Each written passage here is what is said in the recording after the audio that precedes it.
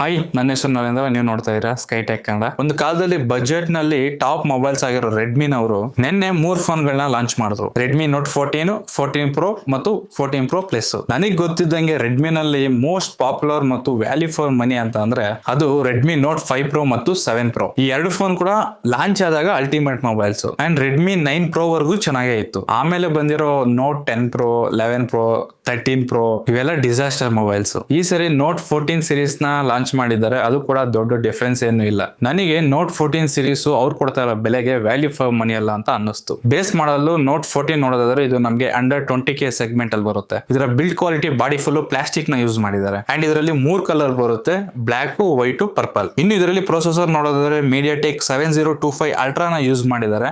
ಇದೇನು ಈ ಬಜೆಟ್ ನಲ್ಲಿ ಪವರ್ಫುಲ್ ಪ್ರೊಸೆಸರ್ ಏನಲ್ಲ. ಇದೇ ಬೆಲೆಯಲ್ಲಿ ಒಳ್ಳೆ ಪ್ರೊಸೆಸರ್ ಇರೋ ಮೊಬೈಲ್ಸ್ ತುಂಬಾನೇ ಇದಾವೆ. ಇನ್ನು ಇದರ ಡಿಸ್ಪ್ಲೇ ನೋಡೋದಾದ್ರೆ 6.67 ಇಂಚ್ ಆಮ್ಲೆಟ್ ಡಿಸ್ಪ್ಲೇ ಇರುತ್ತೆ. 2100 ನಿಟ್ಸ್ ಬ್ರೈಟ್ನೆಸ್ ಇರುತ್ತೆ. ಫುಲ್ HD ಪ್ಲಸ್ ರೆಸಲ್ಯೂಷನ್ ಇರುತ್ತೆ. 120 Hz ರಿಫ್ರೆಶ್ ರೇಟ್ ಇರುತ್ತೆ. ಇನ್ನು ಇದರ ಡಿಸ್ಪ್ಲೇ ಪ್ರೊಟೆಕ್ಷನ್ ಗೋಸ್ಕರ ಕಾರ್ನಿಂಗ್ ಗೊರಿಲ್ಲಾ ಗ್ಲಾಸ್ 5 ನ ಯೂಸ್ ಮಾಡಿದ್ದಾರೆ. ಬ್ಯಾಕ್ ಸೈಡ್ ಕ್ಯಾಮೆರಾ ನೋಡೋದಾದ್ರೆ main camera 50 megapixel Sony LYT 600 ಇರುತ್ತೆ.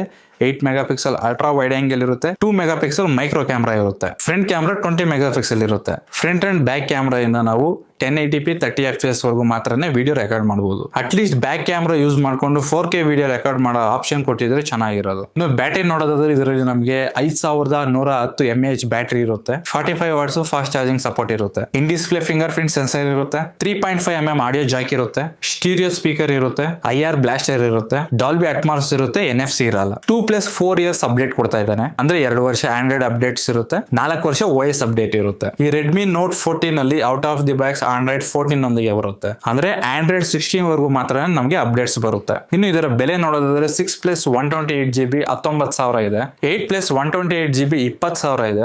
8+256GB 22,000 ಇದೆ. ಕಾರ್ಡ್ ಆಫರ್ ಇನ್ಕ್ಲೂಡ್ ಮಾಡಿದ್ರೆ 1,000 ಕಮ್ಮಿ ಇರುತ್ತೆ. ಬೇಸ್ ಮಾಡಲು 6+128GB 18,000 ಇರೋ ಮೊಬೈಲ್ ನಲ್ಲಿ 4K ರೆಕಾರ್ಡಿಂಗ್ ಆಪ್ಷನ್ ಕೊಡ್ತಾ ಇಲ್ಲ. ಪ್ಲಸ್ ಈ ಬೆಲೆಯಲ್ಲಿ ಇದು ಪವರ್ಫುಲ್ ಪ್ರೊಸೆಸರ್ ಕೂಡ ಅಲ್ಲ. ಇದೇ ಬೆಲೆಯಲ್ಲಿ ಇವರ ಸಬ್ ಬ್ರ್ಯಾಂಡ್ ಪೋಕೋ X6 ಬರುತ್ತೆ. ಈ ರೆಡ್ಮಿ 14 ಗೆ ಕಂಪೇರ್ ಮಾಡಿದ್ರೆ ಪೋಕೋ X6 ತುಂಬಾನೇ ಬೆಟರ್. ಈಗ ರೆಡ್ಮಿ ನೋಟ್ 14 ಪ್ರೋ ನೋಡೋದಾದ್ರೆ ಮೀಡಿಯಾಟೆಕ್ ಡೈಮೆನ್ಸಿಟಿ 7300 ಅಲ್ಟ್ರಾ ಯೂಸ್ ಮಾಡಿದ್ದಾರೆ. ಸೇಮ್ ಇದು ಕೂಡ ಬಾಡಿ ಫುಲ್ ಪ್ಲಾಸ್ಟಿಕ್ ನೊಂದಿಗೆ ಬರುತ್ತೆ. ಕಾರ್ನಿಂಗ್ ಗೊರಿಲ್ಲಾ ಗ್ಲಾಸ್ ವಿಕ್ಟರ್ಸ್ 2 ಕೊಡ್ತಿದ್ದಾರೆ. ಇದರಲ್ಲೂ ಕೂಡ 3 ಕಲರ್ ಇರುತ್ತೆ, ಬ್ಲಾಕ್, ಗ್ರೀನು, ಪರ್ಪಲ್. ಈ ಪರ್ಪಲ್ ಕಲರ್ ಮಾತ್ರ ಬ್ಯಾಕ್ ಸೈಡ್ ಲೆದರ್ ನ ಯೂಸ್ ಮಾಡಿದ್ದಾರೆ. 6.67 ಇಂಚ್ ಕರ್ವ್ಡ್ ಆಮ್ಲೆಟ್ ಡಿಸ್ಪ್ಲೇ ಇರುತ್ತೆ. 1.5K resolution display.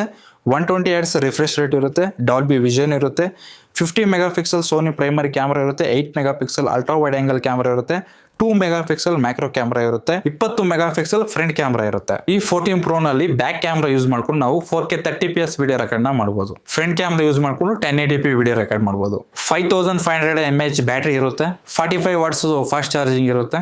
Dolby Atmos ಇರುತ್ತೆ. ಸ್ಟೀರಿಯೋ ಸ್ಪೀಕರ್ ಇರುತ್ತೆ. IR ಬ್ಲಾಸ್ಟರ್ ಇರುತ್ತೆ. ವೈಫೈ 6 ಇರುತ್ತೆ. NFC ಇರಲ್ಲ. 3.5mm ಆಡಿಯೋ ಜಾಕ್ ಇರಲ್ಲ. ಅಂಡ್ ಇದರಲ್ಲಿ 3+4 ಇಯರ್ಸ್ ಅಪ್ಡೇಟ್ ಕೊಡ್ತಿದ್ದಾರೆ. ನೀವು 3+4 ಇಯರ್ಸ್ ಬೆಟರ್ ಅಂತ ಅನ್ಕೋಬಹುದು, ಬಟ್ ಇದು out of the box Android 14 ನೊಂದಿಗೆ ಬರುತ್ತೆ. ಈಗ ಲೇಟೆಸ್ಟ್ ವರ್ಷನ್ ಅವಾಗಲೇ ಹೇಳ್ದಂಗೆ ಆಂಡ್ರಾಯ್ಡ್ 15 ನಡೀತಾ ಇದೆ. ಅಂದ್ರೆ ಆಂಡ್ರಾಯ್ಡ್ 17 ವರೆಗೂ ನಿಮಗೆ ಇದರಲ್ಲಿ ಅಪ್ಡೇಟ್ಸ್ ಬರುತ್ತೆ. ಇದರಲ್ಲಾದ್ರೂ out of the box Android 15 ಕೊಟ್ಟಿದ್ರೆ ಚೆನ್ನಾಗಿರೋದು. ಇನ್ನು ಇದರ ಬೆಲೆ ನೋಡೋದಾದ್ರೆ 8+128GB 25,000 ಇಟ್ಟಿದ್ದಾರೆ. 8+256GB 27,000 ಇದೆ. ಕಾರ್ಡ್ ಆಫರ್ ನ ಯೂಸ್ ಮಾಡ್ಕೊಂಡ್ರೆ ನಮ್ಗೆ ಇದರಲ್ಲಿ 1,000 ಕಮ್ಮಿ ಬರುತ್ತೆ. ಅಂದ್ರೆ 24,000ಕ್ಕೆ ಬರುತ್ತೆ. 24,000ಕ್ಕೆ ಇದರಲ್ಲಿ ಮೈನಸ್ ಪಾಯಿಂಟ್ ಅಂದ್ರೆ ಇದರ ಪ್ರೊಸೆಸರ್ 7300 ಅಲ್ಟ್ರಾ ಅನ್ನೋ ಟ್ಯಾಗ್ ನ ಮಾತ್ರನೇ ಯೂಸ್ ಮಾಡಿದ್ದಾರೆ. ಇದೇ ಪ್ರೊಸೆಸರ್ ರಿಯಲ್ಮಿ ನಾರ್ಜೋ 70 ಟರ್ಬೋ ನಲ್ಲಿ 14,000ಕ್ಕೆ ಬರುತ್ತೆ. ಸೊ 24-25,000ದಲ್ಲಿ ಈ ಪ್ರೊಸೆಸರ್ ಸರಿಯಲ್ಲ. ಇದೇ ಬೆಲೆಯಲ್ಲಿ ಇದಕ್ಕಿಂತ ಒಳ್ಳೊಳ್ಳೆ ಪ್ರೊಸೆಸರ್ ಇರೋ ಮೊಬೈಲ್ಸ್ ತುಂಬಾನೇ ಇದಾವೆ. Second point, battery 5500 mAh battery ಕೊಟ್ಟು ಜಸ್ಟ್ 45 ವಾಟ್ಸ್ ಚಾರ್ಜಿಂಗ್ ಕೊಡ್ತಿದ್ದಾರೆ. ಲಾಸ್ಟ್ ಜನರೇಷನ್ ರೆಡ್ಮಿ 13 ನಲ್ಲೇ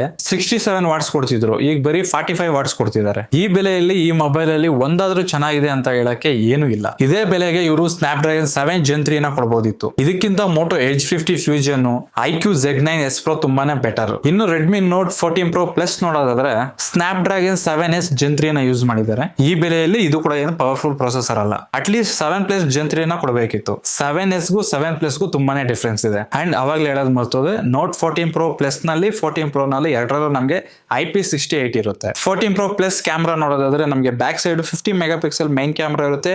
50 ಮೆಗಾ ಪಿಕ್ಸೆಲ್ ಟೆಲಿಫೋಟೋ ಇರುತ್ತೆ. 8 megapixel ultra wide angle camera ಇರುತ್ತೆ.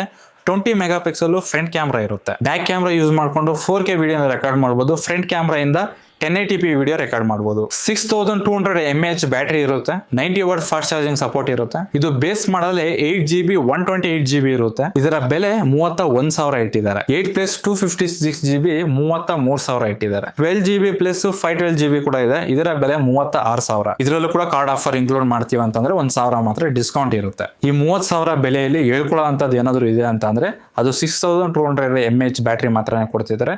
ಅದೊಂದೇ ಪ್ಲಸ್ ಪಾಯಿಂಟ್. ಅಂಡ್ 14 ಪ್ರೋಗೂ 14 ಪ್ರೋ ಪ್ಲಸ್ಗೂ ಜಾಸ್ತಿ ಡಿಫ್ರೆನ್ಸ್ ಏನಿಲ್ಲ, ಆಲ್ಮೋಸ್ಟ್ ಎಲ್ಲ ಒಂದೇ ಇರುತ್ತೆ.